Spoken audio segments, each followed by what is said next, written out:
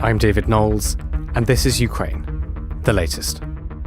Today, we bring you the latest news from the front lines, analyse the new British Foreign Secretary's visit to Kyiv, and we interview GPNow, a web-based virtual clinic joining Ukrainian doctors and medical professionals to Ukrainians inside the country and around the world.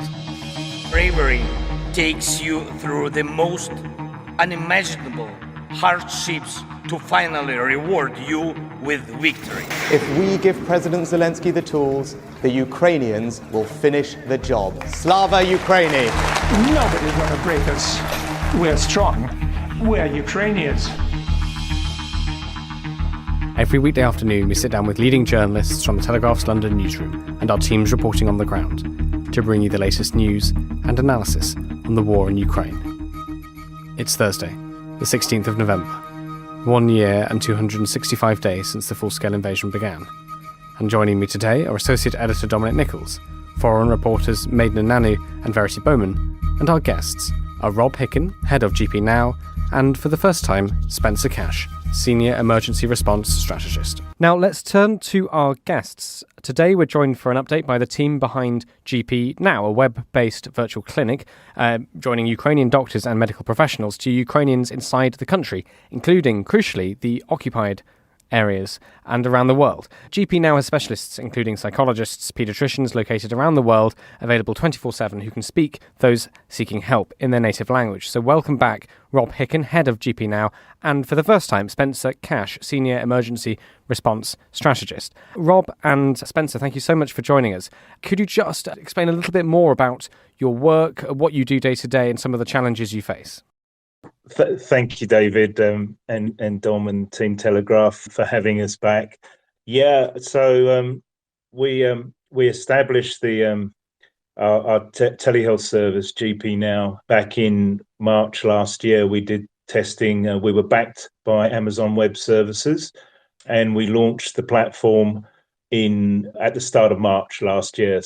We've built our hospital in the cloud, as a term that Dom kindly coined, consists of 75 certified Ukrainian medical professionals. 12 are in Ukraine, and the rest are spread across Europe mainly, and unable to practice outside of the country. We've been able to, thanks to Dr. Vadim Ilyashenko, who's our Chief Medical Officer at the Obereg Clinic in Kyiv, build a very eclectic selection of primary care providers, general practitioners, family practitioners, right through to a lot of very deep specialist type skills, and the team workers to provide that continuum of care for patients. Our patients are all Ukrainian.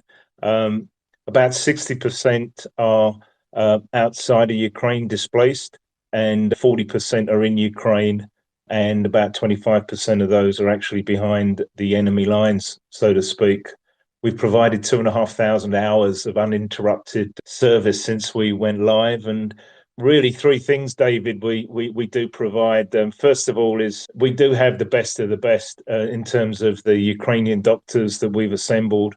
And most of them are mums with unable to practice in the countries where they've been relocated to.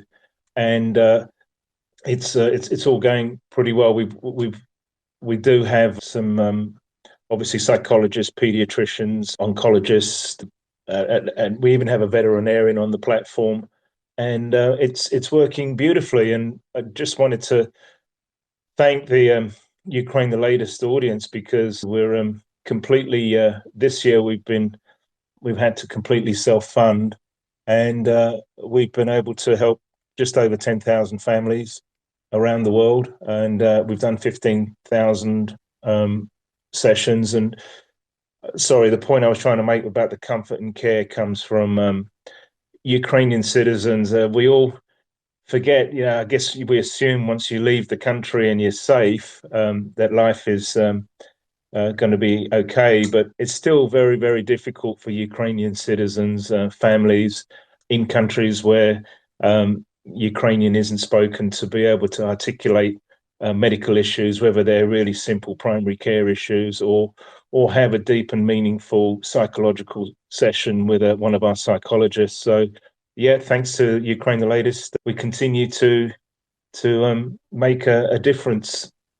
Well, thank you very much, Rob, for that overview there. Spencer, can I come to you? You've recently got back, as I understand it, from a trip to Ukraine, travelling across the country, west to east, visiting previously occupied territories, northeast of Kyiv and Irpin, Bucha, Hostomel, and out to the east of Kharkiv. Can you tell us about your time out there? What did you see? What impression did it leave on you? And what did you learn? Dom, thank you very much for the opportunity to speak with your audience today. And I'd like to start by sharing those who truly understand the brutality of war are the ones who experience it through trauma. And in my life, I've been fortunate to survive many traumatic events, serving in the military and now going into Ukraine and experiencing what that challenge and reality is for those that live there. And one of the reasons why I'm able to function normally in society today is because of the wonderful care I receive from my psychotherapist, and it really is great sense of humor. I'll share a story about Alyssa, who was one of my guides in Ukraine. She and her father-in-law gave me a tour of Bucha, Irpin, Hostomel, Borodenka, and their village, a small village where they lived under occupation for 10 days and escaped. And it starts with my support and involvement with Ukraine. And early on, I helped a charity transport 1,800 tourniquets and other medical supplies from San Diego to Poland, where those were transferred over to Ukrainians who moved them into the country. But in Krakow, Poland, I met Alyssa, and she had just been pulled out of the country. And this was day 38 of the war by her father, who went in to go get her. Alyssa was engaged to a Ukrainian, at the time was engaged to a Ukrainian. And her experience is through the now in-laws that cared and helped her to escape from the north of Kyiv to the family farm in the area of Borodenka, a real small village that they live in. And I share that because I want to try to explain that when I connected with Alyssa, she had just left. And she understood that I had a background in military service and medical evacuation in Iraq and Afghanistan, and she felt comfortable enough to share with me her experience in war. And I was the first outsider to listen and understand her story outside of her family support system. She revealed her story to me as someone who could truly understand her experience and provide meaningful support and words of comfort. And after listening to the story about how the village, the one street village of maybe 50 or 75 homes was occupied and shelled by the Russians,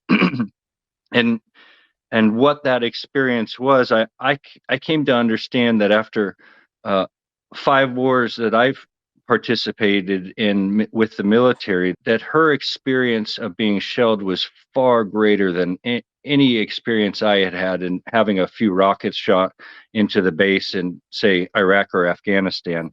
And I could see it in her eyes, and I could hear it in her voice that she had gone through trauma that was significantly worse than any experience that I had previously. And it's something that we who have been and experienced war have a shared bond or understanding. And it, for me to see that from a young Alyssa was in her young, or she's 20 something years old, life full ahead of her, and to see how she shared and explained her experience and the trauma that came with it was tremendous. And the impact upon me. And this was day 38. I didn't go into Ukraine until much later and just recently. And I met back up with Alyssa and her now father. She married the young Ukrainian man and had a baby during that time. And I met back up with them, and they took me on a tour and shared how they were able to escape with a 10 vehicle convoy of the family to the family farm, for lack of, or country house, so to say, in an area where they thought that they would be safe. And it turned out that it wasn't safe and they were surrounded. We visited those areas, and I couldn't believe the scale and scope of the destruction that I saw. It's unlike anything else that I had experienced in my life or in my war experiences.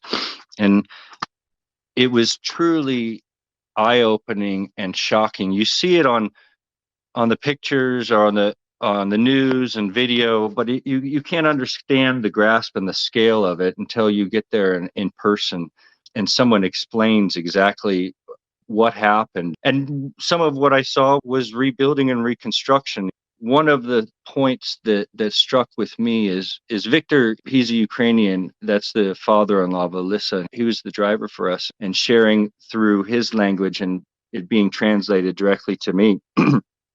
After we visited the family farm and they showed me the location where they hid in the root cellar from the artillery and all the other challenges that brought, that they were able to escape one day before the village was fully occupied. And I didn't understand until we drove out, and Victor across the street from his house pointed to the other house and said, "That's where my uncle lived. He was killed and executed in his front yard." And these are the traumatic experiences that Ukrainians had to have dealt with and deal with as part of the Russian full-scale invasion into the country. And there are many others who are living in occupied territory, unable to escape, like Alyssa or Victor. And what they face is a life or in a challenge of maintaining their Ukrainian identity while being controlled, dominated, oppressed by the Russian state. As we understand that Russia follows a doctrine of unrestricted warfare, and what that means is that there are no rules and there's nothing forbidden.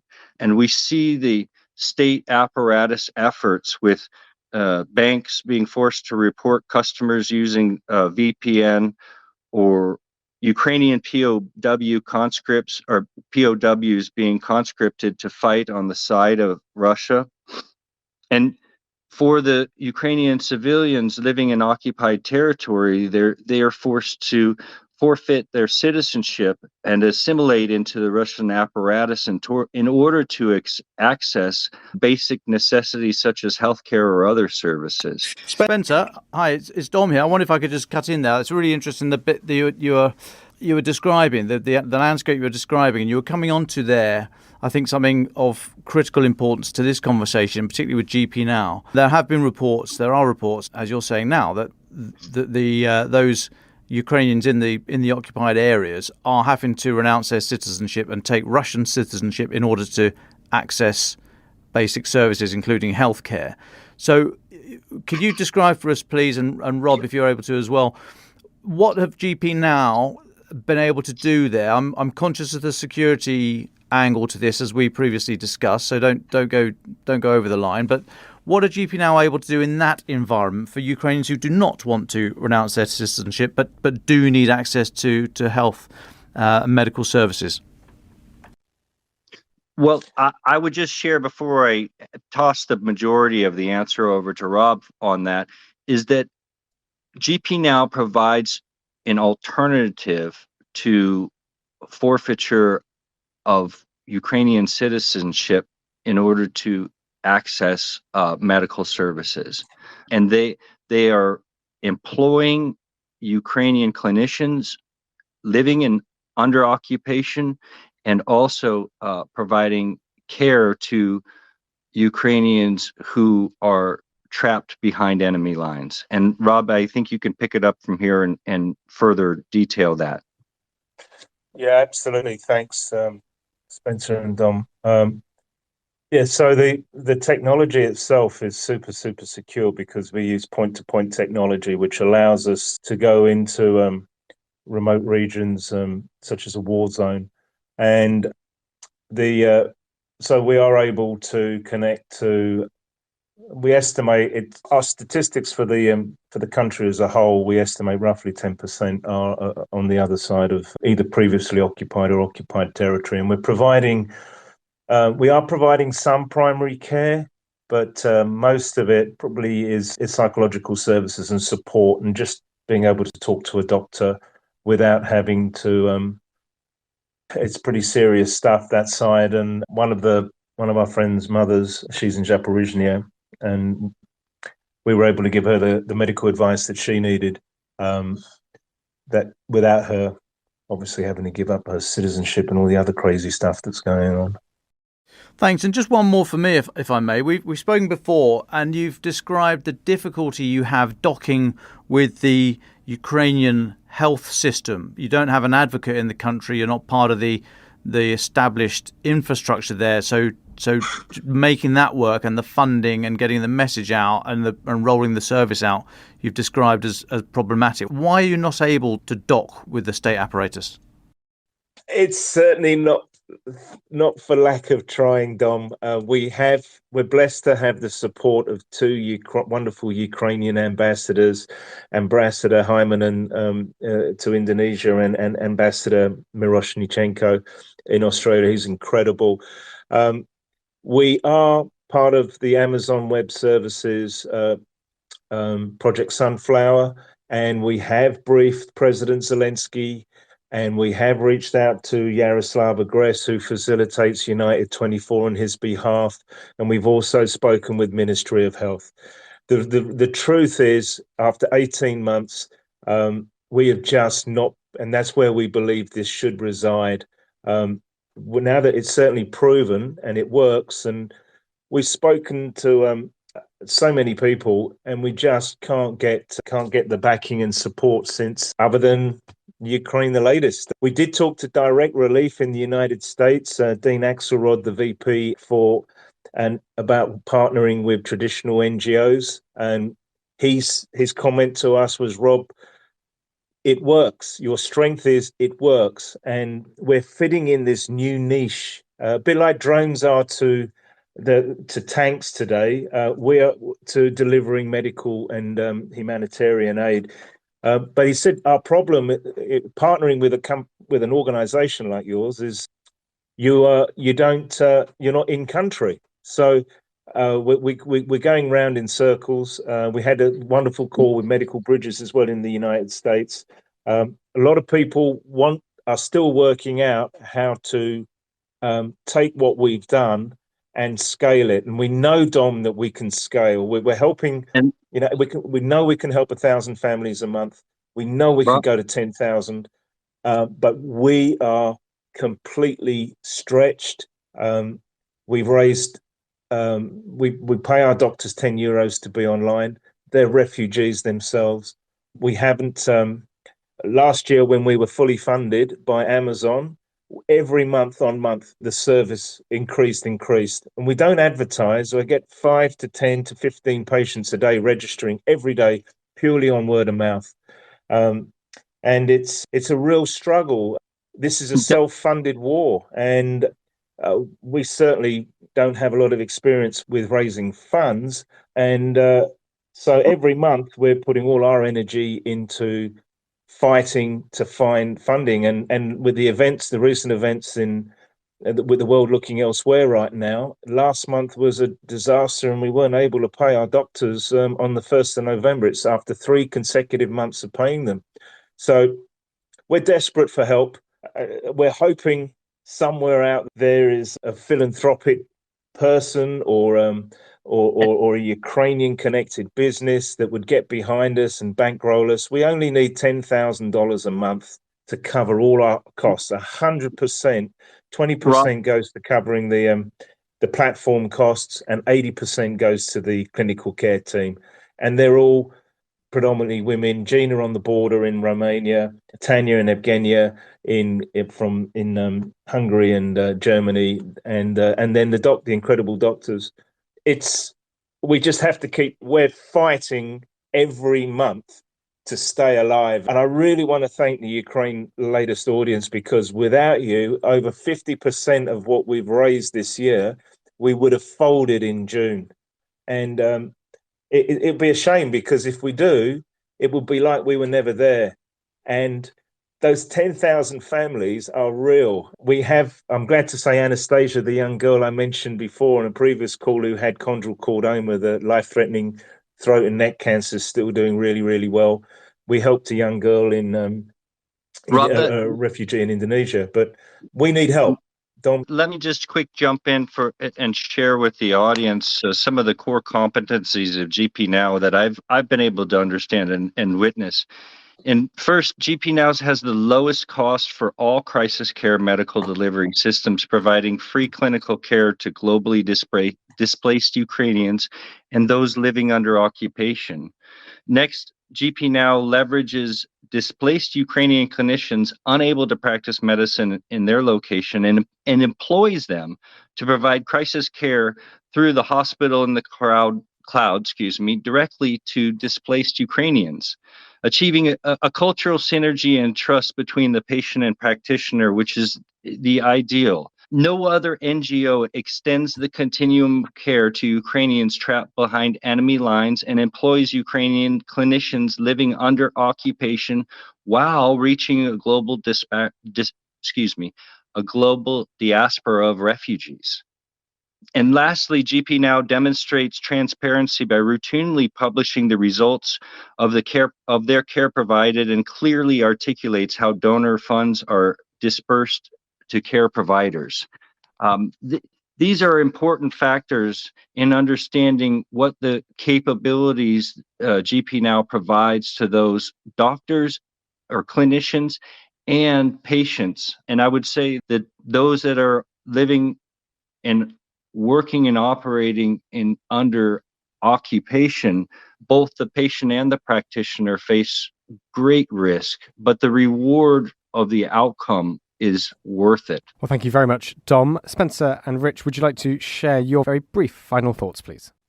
Yeah, sorry, this is Spencer. I'd just like to share and hit that thank you to all the audience and the listeners. And as Rob explained, that roughly for the past 8 months, that it's the individual listeners who've helped to fund and keep this service going. And as we finish with Veterans Day, Armistice Day, Remembrance Day, and in America move into Thanksgiving, a time where we focus on family and caring, I would ask those that are out making preparations for their family meals and their time with their loved ones, that they think about others who don't have that opportunity and need that medical and mental help to continue and hope to keep going and living and striving and moving forward and making good advances in their life and caring for those that are their children.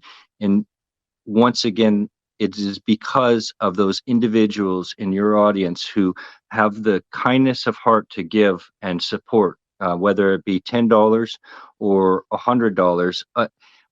It all makes a difference, and we thank you for that. Thank you very much, Spencer. Rob, would you like the very final words? Thanks, David, and thanks everybody for your continued support. Yeah, just in closing, two important dates coming up. Saturday week is the 90th anniversary of the Holodomor, and here we are 90 years later, and we're still dealing with massive humanitarian issues. I appeal to the Ukrainian diaspora out there, the Ukrainians who are in a position to help us help the great people of Ukraine through these troubled times. Please consider supporting us, and And the other major event coming up is 1st of December, which is the beginning of winter. And with the winter, the darkness will come the darkness. So please, I know you'll be putting our details in the description. Just wishing everybody in America happy Thanksgiving for the upcoming period. And God bless Team Telegraph and Slava Ukraini. Ukraine the Latest is an original podcast from The Telegraph. To stay on top of all of our Ukraine news, analysis and dispatches from the ground, subscribe to The Telegraph. You can get your first 3 months for just £1 at www.telegraph.co.uk/Ukraine the Latest. Or sign up to Dispatches, our Ukraine newsletter, which brings stories from our award-winning foreign correspondents straight to your inbox. We also have a Ukraine live blog on our website, where you can follow updates as they come in throughout the day, including insights from regular contributors to this podcast. You can listen to this conversation live at 1 p.m. London time each weekday on Twitter Spaces. Follow The Telegraph on Twitter so you don't miss it. To our listeners on YouTube, please note that due to issues beyond our control, there is sometimes a delay between broadcast and upload. So if you want to hear Ukraine the Latest as soon as it is released, do refer to the podcast apps. If you appreciated this podcast, please consider following Ukraine the Latest on your preferred podcast app. And, if you have a moment, leave a review, as it helps others find the show.